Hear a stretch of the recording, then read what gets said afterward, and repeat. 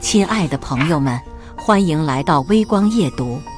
深秋的傍晚，华灯初上，都市的霓虹映照着行色匆匆的路人，空气里弥漫着下班后特有的松弛与倦意。杨安然刷卡走出盛世集团总部那栋气势恢宏的玻璃幕墙大厦，融入街头的人流。他穿着一件再普通不过的米色风衣，身形单薄，看起来与周围任何一个刚结束一天工作的都市白领无异。背包里的手机震动了一下，是同学群的消息提醒：20周年聚会在即，周五晚8点，帝豪酒店顶层宴会厅，恭候大家光临。组织者薛雨婷热情洋溢的文字后面，跟着一连串的点赞和欢呼。杨安然看着屏幕，眼神平静无波，指尖轻轻划过这条与自己看似格格不入的邀请。一辆明黄色的共享单车停在他面前，他熟练地扫码、开锁、翻身骑上，车轮轻盈地碾过落叶，驶向与那些驶往高档住宅区的豪车截然不同的方向。没有人会想到，这个骑着共享单车、衣着朴素的年轻女人，刚刚在顶楼的办公室里签下了一份足以影响整个行业格局的并购协议。更没有人会想到，这场看似寻常的同学聚会，将因为她的到来掀起怎样的波澜。尤其是对那个正在群里高谈阔论、极力炫耀着近期事业进展的刘正豪而言。接下来开始我们本期故事，记得点击订阅并开启小铃铛。盛世集团顶楼办公室的落地窗，将城市的繁华尽收眼底。夕阳的余晖为冰冷的现代家具镀上一层柔和的金边。杨安然放下签字笔，将刚刚审批完的最后一份文件轻轻合上。巨大的办公桌上收拾得异常整洁，除了必要的办公用品，只有一角放着一张略显陈旧的纸质邀请函，那是高中20周年同学聚会的邀请函。设计简单，与这间办公室的格调有些不相称。他向后靠在椅背上，目光掠过窗外鳞次栉比的建筑群，最终落在那张小小的卡片上。20年的时光仿佛被这张薄薄的纸片瞬间拉回，记忆的闸门打开，那些模糊又清晰的面孔，青涩的欢笑与争吵悄然浮现。秘书于磊敲门进来，脚步轻缓，带着几分敬畏。杨总，您要的近期基层岗位招聘的汇总报告已经整理好了。他将一个薄薄的文件夹放在桌面，动作小心翼翼。杨安然点点头，并没有立刻去翻看。周五晚上的行程帮我空出来，他语气平淡地交代。于磊略微一怔，立刻应道：好的，杨总，需要为您安排车辆吗？不用，我自己处理。杨安然拿起那张邀请函，指尖在上面轻轻摩挲了一下。于磊不再多问，恭敬地退了出去。办公室里重新恢复宁静。杨安然起身走到窗边，俯瞰着脚下这座忙碌的城市。他喜欢这种居高临下却又置身事外的感觉。盛世集团是商界的巨擘，而作为他隐秘的掌舵者，他早已习惯了低调与隐匿。闪光灯和名利场不属于他，真正的力量往往存在于寂静之中。这张同学会的邀请函，与其说是怀旧，不如说是一个观察的窗口。他想看看20年过去，那些记忆中的人被时光雕刻成了什么模样。当然，他也隐约预感到这场聚会或许不会太平静，尤其是当某些人的虚荣心遇上某种刻意营造的平凡时。他拿起手机，点开那个沉寂已久、最近却突然活跃起来的高中同学群，屏幕上，刘正豪正在侃侃而谈，言语间充满了对这次聚会的期待和对某些同学成就的恭维。他的头像是一张精心修饰过的职业照，西装革履，意气风发。杨安然看着那条条信息，嘴角微微牵动了一下，露出一丝难以察觉的弧度。那并非笑意，更像是一种洞悉一切的淡然。他关闭手机屏幕，将其放入风衣口袋。窗外夜色渐渐浓重，城市的灯火愈发璀璨。他决定去参加这场聚会，以一种最不起眼的方式。这将是一个有趣的夜晚。他几乎可以肯定，帝豪酒店门前一派流光溢彩，巨大的水晶吊灯将门口映照得如同白昼。各式豪华轿车悄无声息地滑入门廊，衣着光鲜的男女谈笑风生，空气中弥漫着香水、雪茄与奢华的气息。穿着笔挺制服的门童熟练地为客人拉开车门，姿态恭敬。就在这时，一辆明黄色的共享单车不紧不慢地骑上了酒店门前宽敞的车道。骑车的正是杨安然，她依旧是那件米色风衣，搭配简单的深色长裤和一双看上去很舒适的平底鞋。与周围环境相比，她这一身打扮显得过于朴素，甚至有些格格不入。她轻盈地停下单车，熟练地将其锁在酒店规定区域内的一排共享单车停放处。这个举动引得几位刚从豪车上下来的客人侧目，他们眼中闪过一丝诧异，随即化为不易察觉的轻蔑，仿佛在疑惑这样的人为何会出现在这里。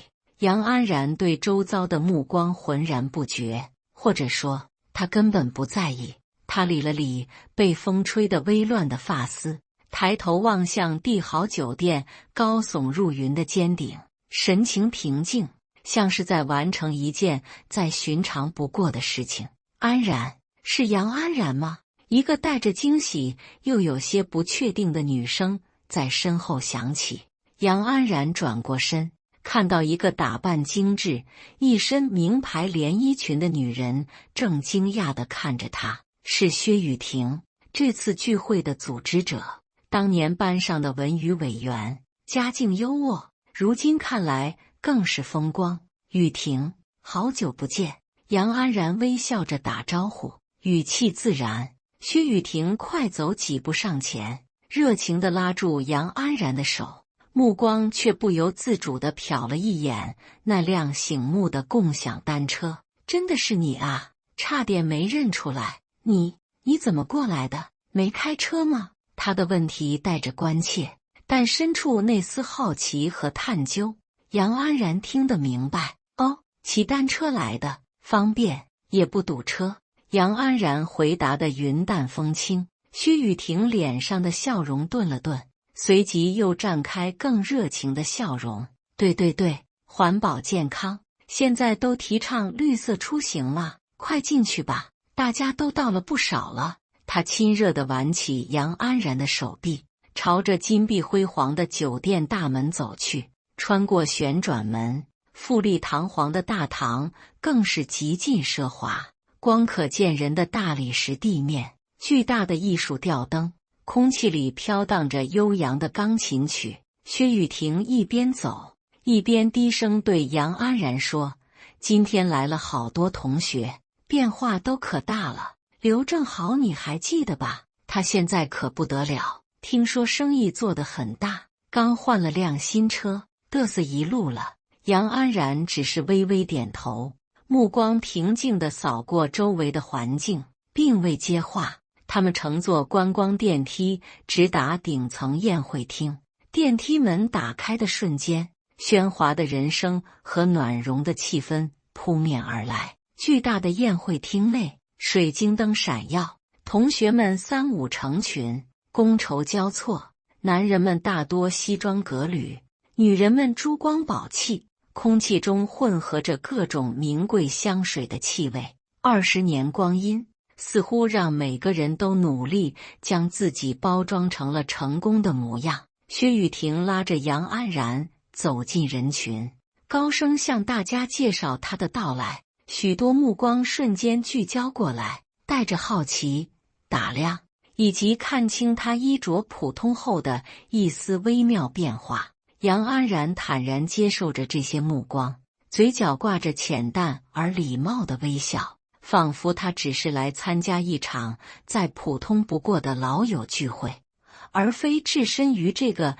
用金钱和地位堆砌起来的浮华舞台。他的平静在这种环境下反而成了一种独特的反差。宴会厅被布置得美轮美奂，巨大的落地窗外是璀璨的城市夜景，长条餐桌上铺着洁白的桌布，银质餐具和水晶杯熠熠生辉，精心准备的自助餐点琳琅满目，服务生端着酒水穿梭其间。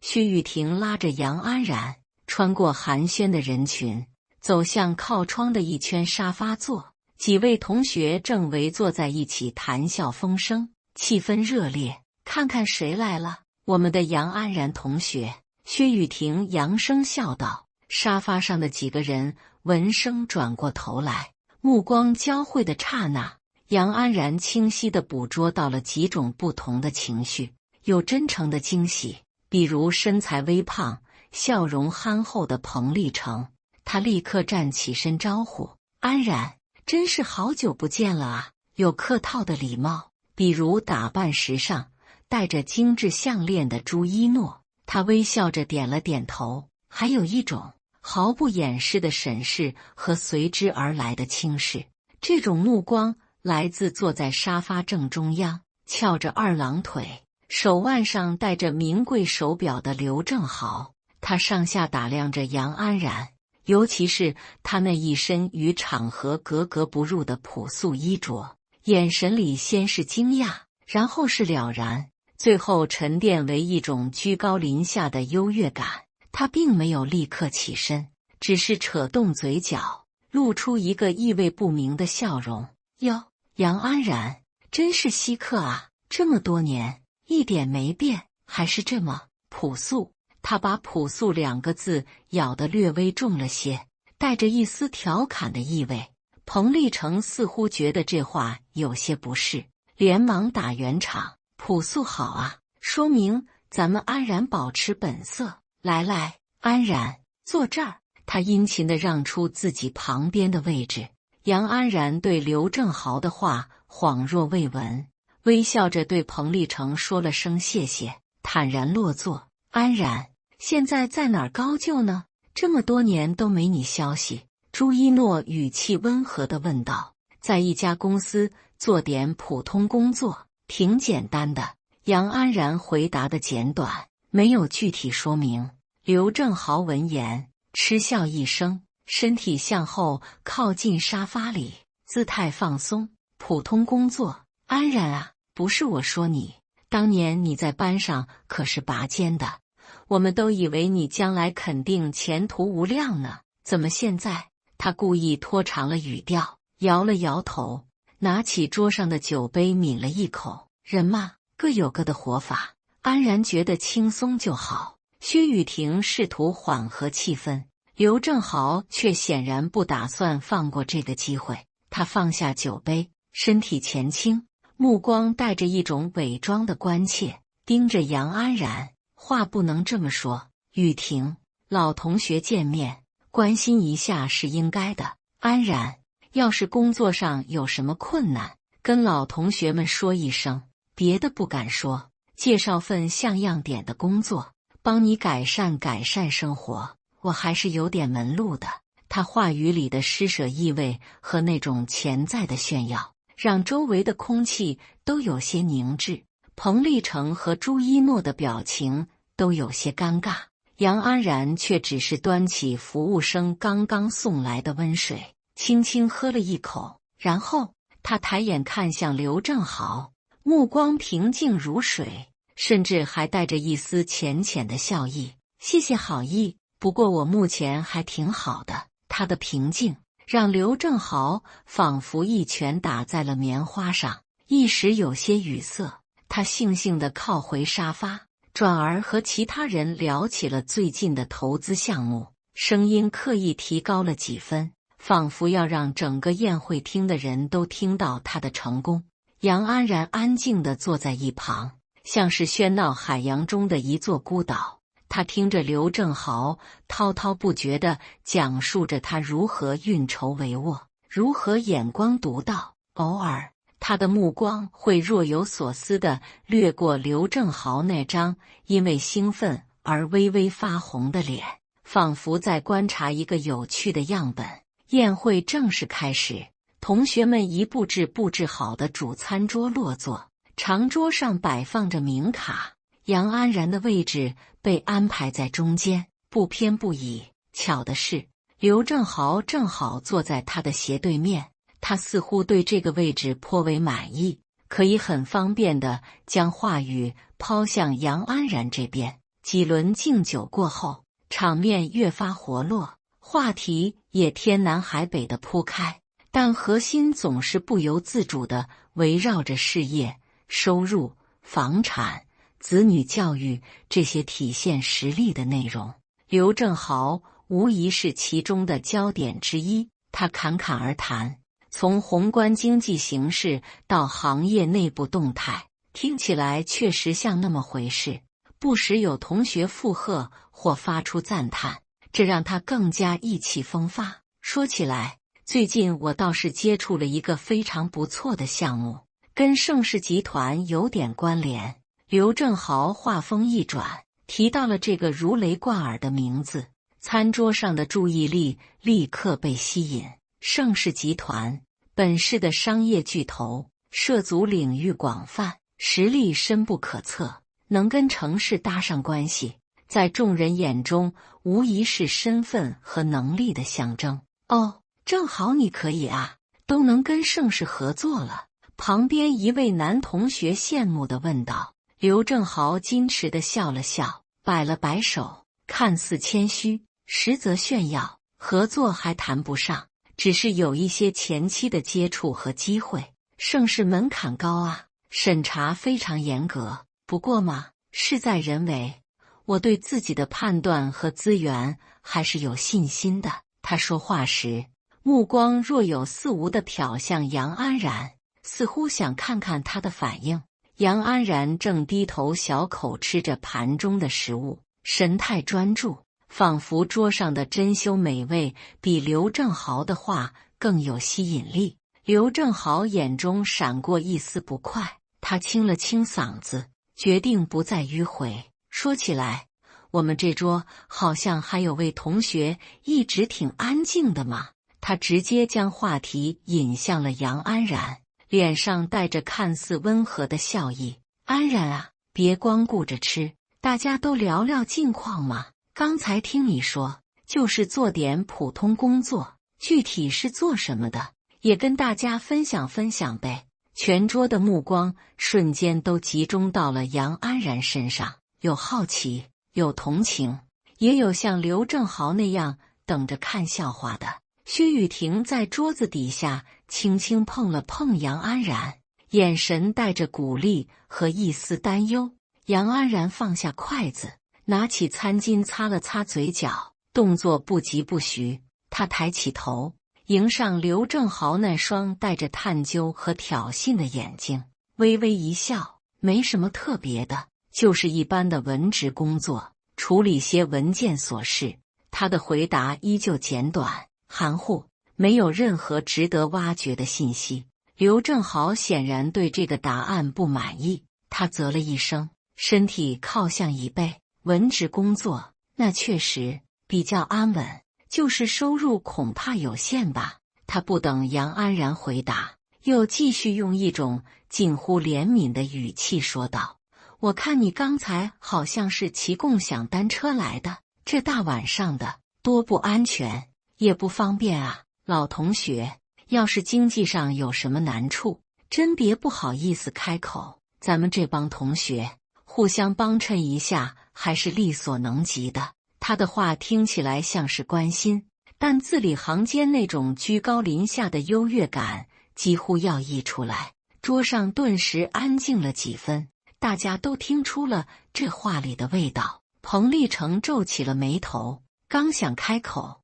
却被杨安然用眼神制止了。他看着刘正豪，语气依然平和，甚至带着一丝感谢。谢谢你的关心，正好我习惯骑车了，觉得挺好。他的冷静和这种近乎油盐不进的态度，让刘正豪有种蓄力一击却落空的挫败感。他脸上的笑容有点挂不住了，语气也冷了几分。习惯，安然，人往高处走，水往低处流，有些习惯该改还是得改啊。这话已经带着明显的教训意味了。杨安然没有再回应，只是重新拿起筷子，夹了一小块清蒸鱼，细细品尝起来，仿佛刘正豪那些话不过是餐桌上一段无关紧要的背景音。他的沉默反而让刘正豪刚才那番表演显得更加滑稽和急切。聚餐继续进行，但气氛因为刚才的小插曲变得有些微妙。刘正豪似乎也意识到自己有些失态，暂时收敛了些许，转而和其他人聊起了高尔夫、海外旅游等话题，试图重新掌握话语主导权。然而他的目光仍不时瞟向安静进食的杨安然，带着一种不甘和费解。或许在他看来，杨安然的平静是一种伪装，一种出于自卑的强撑。酒过三巡，不少同学的脸上都泛起了红晕，话也多了起来，气氛再次升温。怀旧的歌声响起，有人开始追忆青春往事。刘正豪几杯酒下肚，似乎又将刚才的不快抛诸脑后，弹性更浓。他再次将话题引向了盛世集团，言辞间充满了对这家商业巨擘的向往和吹捧。不瞒你们说，盛世是我最想合作，甚至可以说是最想进入的企业之一。管理规范，平台大，资源雄厚，能在盛世站稳脚跟的，那都是精英中的精英。他说的兴起，甚至开始点评起盛世高层的管理风格和战略布局，听起来头头是道，仿佛内部人士一般。杨安然安静地听着，偶尔端起水杯喝一口，眼神深邃，看不出喜怒。只有在他听到某个特别离谱的内部消息时，嘴角会极轻微地动一下，那弧度转瞬即逝，快得让人无法捕捉。所以说，人还是要有点追求。刘正豪总结式地说道，目光又一次扫过杨安然。不能安于现状，得想着怎么提升自己，改善生活品质，对吧？这时，服务生过来为大家更换骨碟，询问是否需要添加酒水。问到杨安然时，他只要了一杯清水。刘正豪见状，像是终于找到了一个绝佳的切入点，他笑着摇了摇头，用一种半开玩笑半认真的口吻，声音不大不小，恰好能让半桌人听到。安然啊，你说你骑着共享单车来，穿着这么朴素，聚餐也只喝白水，知道的咱们是老同学聚会，不知道的还以为你是来吃低保的呢。吃低保3个字像一颗石子投入平静的湖面，激起涟漪。桌上瞬间安静了一下，随即爆发出几声尴尬的附和性的低笑。有些同学皱起了眉，显然觉得这话过分了。彭立成直接开口，正豪，你喝多了吧？胡说什么呢？朱一诺也打圆场，就是开玩笑也得有个分寸。薛雨婷赶紧举起酒杯，来，大家一起喝一杯，为我们20年的情谊。刘正豪似乎也意识到自己失言，讪讪地举起杯，但眼神里仍带着一丝得意。他成功地用言语刺了一下杨安然，这让他感到满足。所有的目光都或明或暗地聚焦在杨安然身上，想看他如何反应，是恼怒，是羞愤，还是无地自容。然而杨安然只是缓缓放下手中的水杯，他抬起头，脸上不仅没有预想中的难堪，反而带着一种若有所思的表情。他的目光落在刘正豪脸上，平静，甚至带着一丝极淡的、难以解读的怜悯。他轻轻开口，声音不大，却清晰地传入每个人耳中。低保是国家对困难群体的保障政策，挺好的。至于单车和水，他顿了顿，嘴角微微上扬，个人习惯而已，让各位见笑了。没有辩解，没有愤怒，只有一种超然物外的淡然。这种反应让刚才那阵哄笑和刘正豪的嘲讽顿时显得低级而可笑，仿佛重重一拳打在了空处，反而闪了自己的腰。刘正豪的表情僵住了，拿着酒杯的手停在半空，一时不知该如何接话。杨安然却已不再看他，转头对薛雨婷轻声说：“雨婷，我去下洗手间。”他优雅地起身，离席而去，留给众人一个从容平静的背影。餐桌上的气氛变得异常古怪起来。杨安然走出喧嚣的宴会厅，沿着铺着厚厚地毯的走廊走向洗手间。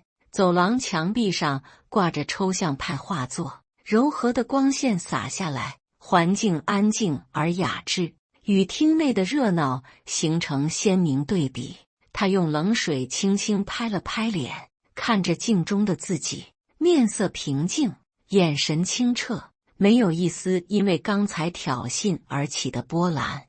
20年山海浮沉，早已将他的心性磨砺得坚不可摧。刘正豪那种级别的炫耀和打压，在他看来如同孩童的嬉闹，幼稚且无趣。他更在意的是刘正豪言辞中流露出对盛世集团超乎寻常的关注，那种急切想要攀附的语气，以及言语间对城市内部情况一知半解的卖弄。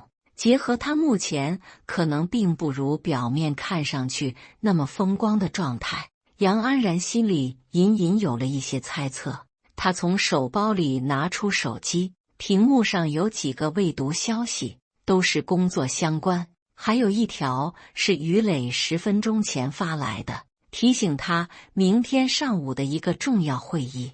杨安然正准备回复，一个电话打了进来，屏幕上跳动的正是于磊的名字。他微微挑眉，接听了电话：“杨总，抱歉这么晚打扰您。”于磊的声音带着一丝歉意和急切：“没关系，你说。”“是关于明天面试最终环节的候选人名单，有个情况需要向您报备一下。”于磊语气有些谨慎：“我们在背景调查时发现一位应聘保洁岗位的候选人，叫刘正豪。”听到这个名字，杨安然的目光在镜中凝滞了一瞬，但语气依旧平稳，继续说：“他的工作经历存在明显夸大，而且有一些不太好的风评，但之前几轮面试，基层面试官觉得他表达能力强，姿态放得低，初步通过了。最终名单需要您过目确认。您看。”于磊的话说得委婉，但意思很明白，这个叫刘正豪的人条件并不符合要求。杨安然安静地听着，窗外城市的灯光透过走廊尽头的玻璃，映在他沉静的侧脸上。他想起刚才餐桌上刘正豪吹嘘自己与城市关联时的那份自信，也想起他嘲笑自己吃低保时的那份刻薄。一个有趣的画面在他脑海中逐渐清晰起来。“我知道了。”杨安然淡淡开口，“名单按正常流程走，我明天看。”“好的，杨总。”挂断电话，杨安然并没有立刻返回宴会厅，他在走廊的落地窗前站了一会儿，俯瞰着脚下灯火通明的城市，盛世集团大厦的身影在鳞次栉比的建筑群中依然醒目。一个计划，一个带着些许惩戒意味，却又合情合理的安排，在他心中成型。他不是睚眦必报的人，但他相信每个人都需要为自己的言行负责，尤其是当虚荣和刻薄撞上了不容亵渎的规则和底线时。他整理了一下衣袖，转身不疾不徐地朝着那片喧嚣走去，脸上依旧是那副波澜不惊的神情，仿佛只是接了一个无关紧要的工作电话。当杨安然回到宴会厅时，里面的气氛已经达到了高潮，有人在唱歌，有人在玩骰子，更多的人三三两两聚在一起聊天，场面热烈。他原本想找个安静的角落坐下，却被眼尖的薛雨婷发现，硬是拉回了原来的座位。安然，你去哪儿了这么久？我们还以为你走了呢。薛雨婷嗔怪道。接了个工作电话。杨安然微微一笑，解释道。刘正豪显然也听到了他的话，嗤笑一声，声音不大，但足够周围几人听见。哟，这么晚还有工作电话？看来安然你这普通文职工作也挺忙吗？他的话里带着明显的讽刺意味。杨安然像是没听见，自顾自坐下，目光随意地扫过桌面，却发现刘正豪的位置空了。他的手机随意地放在桌面上，屏幕还亮着，似乎是刚刚离开去拿食物或者敬酒了。出于一种微妙的直觉，杨安然的目光在那手机屏幕上停留了半秒。屏幕显示是一条短信的预览界面，发件人是一个陌生的公司号码，而短信的开头几个字赫然是盛世集团人力资源部通知，尊敬的刘正豪先生，恭喜您通过。后面的内容被折叠了，看不清楚，但仅这几个字已经足够印证杨安然刚才接到的电话内容，以及他心中的猜测。他的眼神没有任何变化，平静地移开了目光，端起自己的水杯，心中却如同明镜一般。原来如此，他那份莫名的自信和对城市的热切找到了源头，只是他恐怕还不知道自己通过的是哪个岗位，以及这背后即将到来的惊喜。这时，刘正豪端着满满一盘食物，意气风发地走了回来。他似乎心情极好，甚至哼着小曲。看到杨安然时，破天荒的没有再说风凉话，而是得意地晃了晃手中的盘子。帝豪的海鲜真是不错，安然你得多尝尝，平时机会不多吧。他将盘子放下，随手拿起手机，似乎想看看时间，但当他的目光落到手机屏幕上时，脸色猛地一变，迅速按熄了屏幕，动作有些慌乱，带着一种生怕被人看见的心虚。他下意识地抬眼看了看四周，尤其警惕地瞥了杨安然一眼，发现他正专注地看着舞台上一位同学唱着一首怀旧老歌，似乎并没注意到他的小动作。刘正豪这才松了口气，重新挺直了腰板，但眼神里却多了几分掩饰不住的兴奋和志得意满。他开始更加积极地与周围的人交谈，声音洪亮，仿佛已经预见了自己光明的前途，甚至主动提及盛世集团时，语气也更加笃定，仿佛十拿九稳。杨安然将这一切细微的变化尽收眼底，依旧沉默不语，只是指尖轻轻摩挲着温热的杯壁，像是一个耐心的观众，等待着剧目按照既定的剧本走向高潮。而他手握最终的揭秘钥匙。聚会接近尾声，不少同学开始互相道别，约定下次再聚。空气中弥漫着酒意和淡淡的离愁。刘正豪无疑是今晚最活跃的人之一。尤其是在他看到那条短信之后，他频繁地与人交换名片，语气热络，仿佛已经跻身成功人士之列。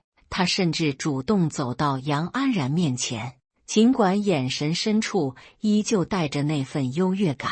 安然，以后要是真有什么困难，记得找我。他递过来一张设计花哨的名片，上面印着一连串听起来很高大上的头衔。别看我现在忙，老同学的情分还是在的。杨安然双手接过名片，礼貌地看了一眼，微笑道：谢谢，恭喜。这句没头末尾的恭喜让刘正豪愣了一下，他以为是恭喜他事业有成，便哈哈一笑，拍了拍胸脯，好说好说，大家都好好干，争取下次聚会都更上一层楼。他又转身去和其他人寒暄了，背影都透着得意。杨安然看着手中的名片，嘴角那丝若有若无的弧度加深了一些。他将名片随手放进了风衣口袋，和那张共享单车的骑行卡放在了一起。薛雨婷开始组织大家拍集体照，闪光灯亮起，定格下一张张洋溢着笑容或带着醉意的面孔。杨安然站在人群的边缘，笑容浅淡而温和，如同他整个晚上的姿态。拍照结束后，杨安然看了看时间，走向薛雨婷。雨婷，时间不早了，我先回去了。薛雨婷有些遗憾，这么早就要走吗？等下可能还有活动呢。不了，明天还有工作。杨安然语气温和却坚定。就在这时，刘正豪的声音又不合时宜地插了进来，带着明显的酒意和戏谑。哟，安然这就要走了，是得早点回去，不然晚了，你那宝马座驾该被别人骑走了。他特意加重了宝马座驾4个字，引得周围几个同样喝高了的同学哄笑起来。显然，杨安然骑共享单车来的事已经成了他们今晚的一个笑料。杨安然停下脚步，转身看向刘正豪，他的目光平静，甚至带着一丝怜悯，看着这个沉浸在虚假繁荣中的男人。刘正豪被他的目光看得有些发毛，强撑着气势：怎么，我说错了吗？难不成你还真是开车来的？杨安然没有回答他的问题，只是静静地看了他几秒钟，那眼神仿佛穿透了他所有的伪装，直抵内心最虚弱的角落。然后他微微笑了笑，那笑容云淡风轻，却让刘正豪的心头莫名一紧。他没有再多说一个字，只是对薛雨婷和其他同学点头示意，转身朝宴会厅门口走去。他的步伐从容不迫，背影在璀璨灯光下显得异常挺拔，仿佛刚才所有的嘲讽和哄笑都不过是吹过他衣角的一阵微风。杨安然走出帝豪酒店宏伟的旋转门，深秋的凉意迎面扑来，夜晚的空气清新冷冽，让他因长时间待在密闭空间而有些昏沉的头脑为之一振。酒店门廊下，等候的车辆排成长龙，引擎发出低沉的轰鸣，服务生穿梭其间，为客人拉开车门，恭敬的道别。他径直走向那个共享单车停放点，那抹明黄色在众多豪车中显得格外醒目。他从口袋里拿出手机，准备扫码解锁。嘿，杨安然，一个带着醉意和明显不甘的声音在身后响起。杨安然动作顿了顿，没有回头，也知道来者是谁。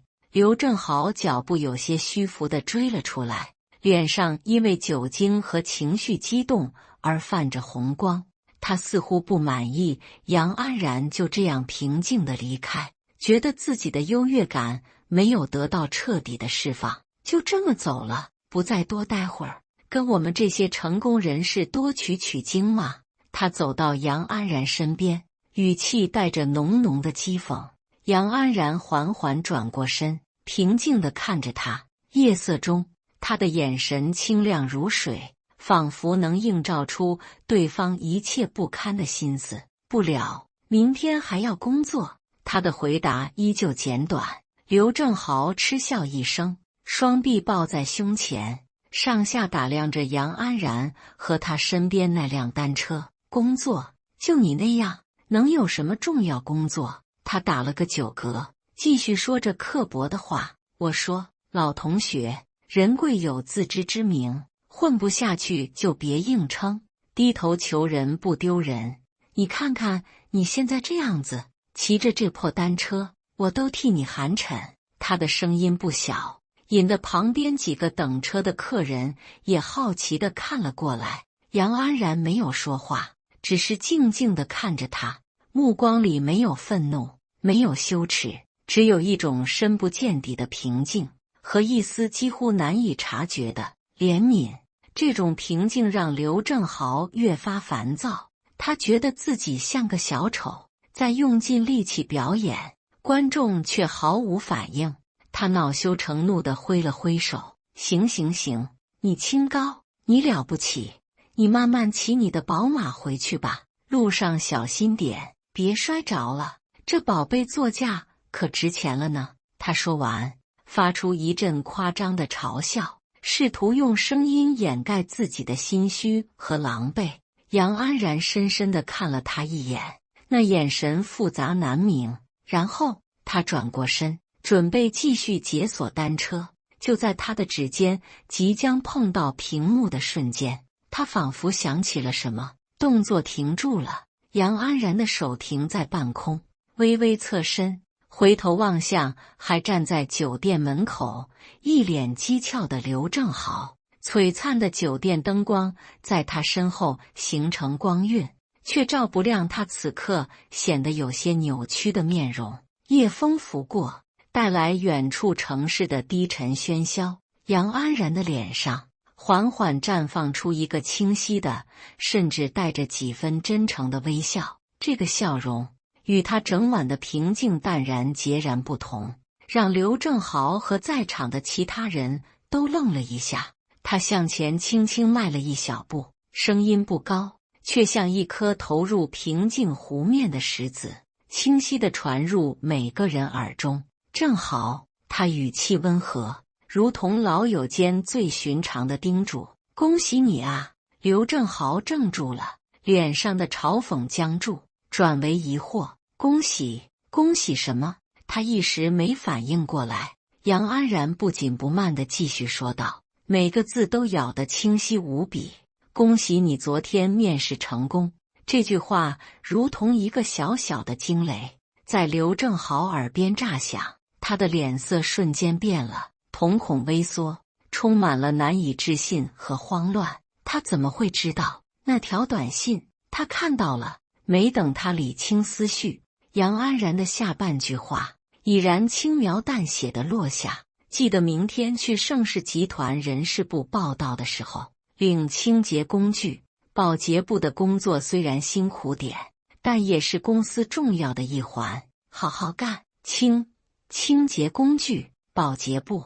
刘正豪像是被抽干了力气，喃喃地重复着这两个词，脸上的血色以肉眼可见的速度褪去，先前的得意、炫耀、刻薄，在这一刻被彻底击碎，只剩下巨大的震惊和羞耻。他应聘的竟然是保洁岗位，那个他吹嘘了整晚、无比向往的盛世集团，而他极力嘲讽，认为在吃低保的杨安然，竟然知道得如此清楚。周围的空气仿佛凝固了，那几个原本在看热闹的客人也露出了惊讶的表情，目光在杨安然和刘正豪之间来回逡巡。薛雨婷和几个正要离开的同学恰好走到门口，听到了这最后一句话，所有人都僵在了原地。